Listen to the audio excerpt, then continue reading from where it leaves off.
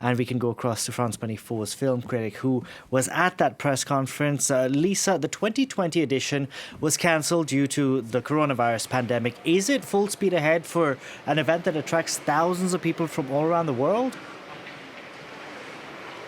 Well, it certainly sounded like it to listen for an hour and a half to the president of the Cannes Film Festival and the managing director who's in charge of the programming. Enormous enthusiasm. You know, in many other parts of the world, movie theater chains are going bust, theaters are being closed. In France, during this pandemic, they have built brand new cinemas, including one just outside Cannes proper, which the president of the festival says, along with the main auditorium in Cannes, has the second most beautiful screen in all of France. And what are we going to be watching on them? Well, 24 films in the official competition, and in its companion sidebar, 18 films that will not be competing for the Palme d'Or. And they said they got as many movies as they've ever gotten, but they were looking at 1.5 or 1 3/4 of selections since the festival was canceled last year. It's worth mentioning that the head of the jury is Spike Lee, and they announced yesterday that they will be giving an honorary Golden Palm, that's the festival's highest award, to director and actress Jodie Foster, who of course speaks perfect French and will be there on opening night to kick things off with a film that was ready last year. There are several films that were ready to be in a 2020 edition had it happened, and they decided to be loyal to Cannes because that is the place to show your movie. So the festival will open with Leos Carax's Annette, starring Marion Cotillard and Adam Driver. It's in English and it's largely sung with music by the Sparks Brothers, and that will open in French movie theaters that same day throughout France. And Lisa, for attendees who do make the trip to the south of France, what can they expect to see?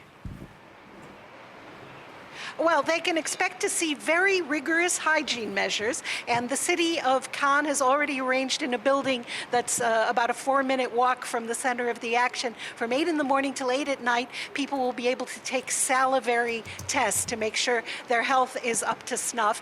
There are currently 16 countries on the red list, and it's possible that if people come from those nations, they may have to quarantine a little bit. But here in France, the plan is on June 30th, so 6 days before the festival starts, to eliminate all of those caps on how many people can be sitting next to other people, and also get rid of the curfew. So they're acting as if this is going to be an almost normal festival, except a lot of people will be wearing masks and a lot of people will be spitting into a jar every 48 hours. But in terms of films, something I'm really looking forward to is that Oliver Stone has made JFK Revisited. Since he made JFK, he's had access to new material, and this is one of the most exciting things world cinema does now. Either people find treasure troves of material, or they get their hands on treasure troves of material, and so we can look back at world history through the eyes of the kind of filmmakers that Cannes has always championed.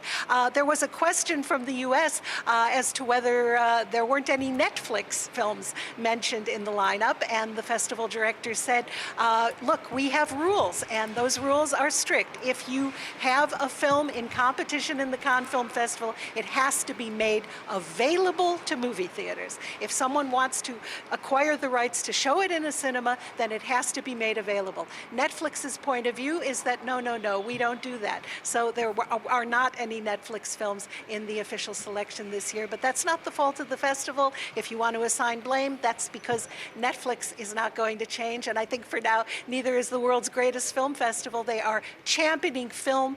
They said this will be like the Woodstock of film festivals. It's an in-person live spectacle. It's something you have to attend. Sitting in front of your computer and watching a movie from far away is not a film festival. And for people who cannot physically come to France, they will try to arrange press screenings in actual movie theaters in places like New York or Los Angeles.